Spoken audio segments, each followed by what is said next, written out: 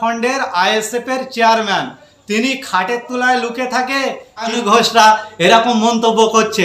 এই মন্তব্যই Indian secular ফান্ডের যারা কর্মী আছে তারা কিছুই মনে করে না। হ্যাঁ, সায়নী ঘোষ হয়তো জানে না কো, যখন এনআরসি সিএ হয় তখন কিন্তু এই বাংলার অনেক নেতা নেতৃত্ববর্গরা ছিল। নওশাদ সিদ্দিকী তখন কিন্তু রাজনীতিতে আসেনি কো। বাংলায় থেকে একজন এই এনআরসির বিরুদ্ধে সুপ্রিম কোর্টে কেস করেছিলেন, তার নাম হচ্ছে নওশাদ সিদ্দিকী। তিনি হচ্ছেন ইন্ডিয়ান সেকুলার ফান্ডের আইএসএফ এর চেয়ারম্যান। তিনি খাটের তলায় লুকে থাকে কি গোটা বাংলা জুড়ে লড়াই সংগ্রামের জায়গা তৈরি করে মানুষের অধিকার ফিরিয়ে দিতে চাচ্ছে, সেটা মানুষ দেখছে। সায়নী ঘোষ কি বলছে ওটা আমরা দেখছি না কো।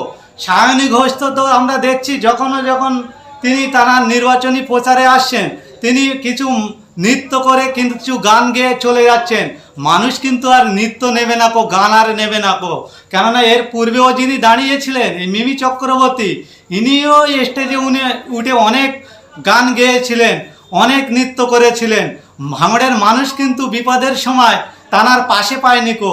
যখন এনআরসির মতন একটা বিল নিয়ে আসা হয়েছিল তখন তার বিরোধিতা না করে এই মিমি চক্রবর্তীরা কিন্তু সংসদের বাইরে দাঁড়িয়ে টিকটাক করে বাড়ি ফিরেছিলেন।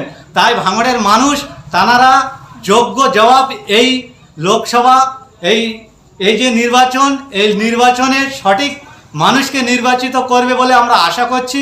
সায়নী ঘোষ কি বলল বা তৃণমূলের একাধিক নেতৃত্ববর্গরা কি বলল আমরা জানি না গো। আমরা জানি মানুষের জন্য, সে যে ধর্মের হোক না কেন, এই নওশাদ সিদ্দিকী মুসলিমদের জন্য যেরকম ওয়াকফ সম্পত্তির কথা বলে, আমরা দেখেছি এই অনেক হিন্দু বিধায়ক আছে কিন্তু বিধানসভার মধ্যে হিন্দু মায়েদের বোনেদের জন্য দেহবত্ত সম্পত্তির জন্য এই নওশাদ সিদ্দিকী কথা বলে। আমরা দেখেছি আদিবাসী অনেক বিধায়ক ওই বিধানসভার মধ্যে ওঠা বসা করে, কিন্তু তাদের জন্য তাদের যে জল জঙ্গলের অধিকার কেবলমাত্র নওশাদ সিদ্দিকী তাদের হয়ে আওয়াজ তোলে।